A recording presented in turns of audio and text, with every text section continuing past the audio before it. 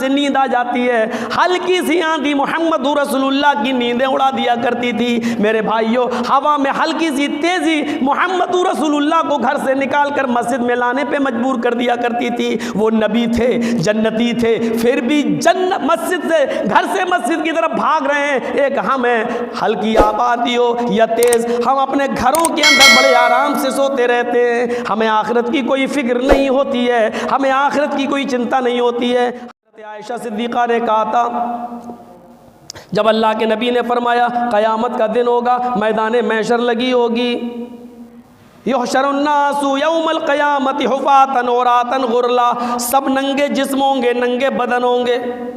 حضرت عائشہ صدیقہ کہتی ہیں الرجال والنساء جمیعا، اے اللہ کے نبی میدان محشر میں سب برہنہ ننگے ہوں گے، کیا مرد بھی اور عورتیں بھی؟ فرمایا ہاں، مرد بھی عورتیں بھی۔ فرمایا جمیعا، ایک ساتھ ہوں گے، مرد بھی ہوں گے، عورتیں بھی ہوں گی، اور سب ایک ہی میدان میں ہوں گے۔ فرمایا ہاں اے عائشہ، مرد بھی ہوں گے، عورتیں بھی ہوں گی، اور سب ایک ہی میدان میں جمع ہوں گی۔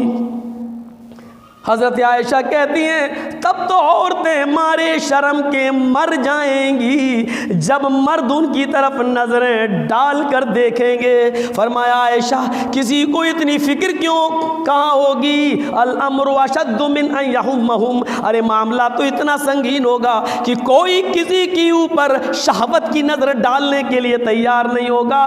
ہر انسان کو اپنے آپ کو بچانے کی فکر ہوگی، کوئی کسی کے ننگے جسم پر وہ نظر نہیں ڈالے گا جو آج ہم لڑکیوں کے یا لڑکوں کے فاخرہ لباس پر ہم نظر ڈال لیتے ہیں، ان کے میک اپ پہ نظر ڈال لیتے ہیں، ان کے عطر پر، ان کی پرفیوم پر، ان کے بالوں پر نظر ڈال لیتے ہیں۔ میرے بھائیوں، اللہ کے نبی فرماتے ہیں وہاں اتنی فرصت کس کو ہوگی، وہاں اتنی فکر کس کو ہوگی، وہاں اتنا ٹائم کس کے پاس ہوگا؟ وہ تو آدمی اپنے آپ کو بچانے میں لگا رہا ہوگا۔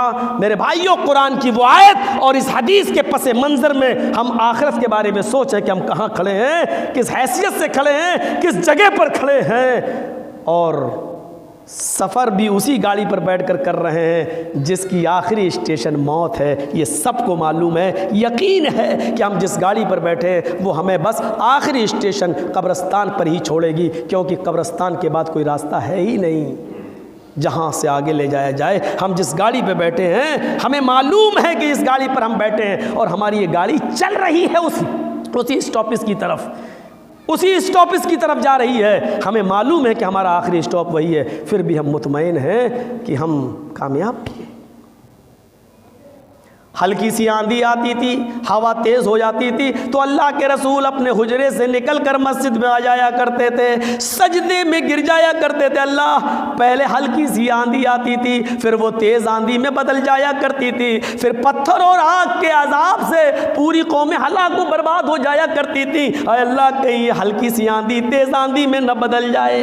ہم کیسے اطمینان سے نیند آ جاتی ہے، ہلکی سی آندھی محمد رسول اللہ کی نیندیں اڑا دیا کرتی تھی۔ میرے بھائیوں، ہوا میں ہلکی سی تیزی محمد رسول اللہ کو گھر سے نکال کر مسجد میں لانے پہ مجبور کر دیا کرتی تھی۔ وہ نبی تھے، جنتی تھے، پھر بھی مسجد سے، گھر سے مسجد کی طرف بھاگ رہے ہیں۔ ایک ہم ہیں، ہلکی آبادی ہو یا تیز، ہم اپنے گھروں کے اندر بڑے آرام سے سوتے رہتے ہیں، ہمیں آخرت کی کوئی فکر نہیں ہوتی ہے، ہمیں آخرت کی کوئی چنتا نہیں ہوتی ہے۔ ہمارا اور آپ کا سب کا سفر اسی آخرت کی طرف ہے۔ اللہ رب العالمین ہمیں دنیا میں اپنی اولاد سے سچی محبت کرنے کی توفیق عطا فرمائے، محبت کا جو معیار ہے اس معیار پہ ہمیں اترنے کی توفیق عطا فرمائے، لیکن اولاد کے لیے اپنی آخرت کو برباد کرنے سے ہمیں بچا لے۔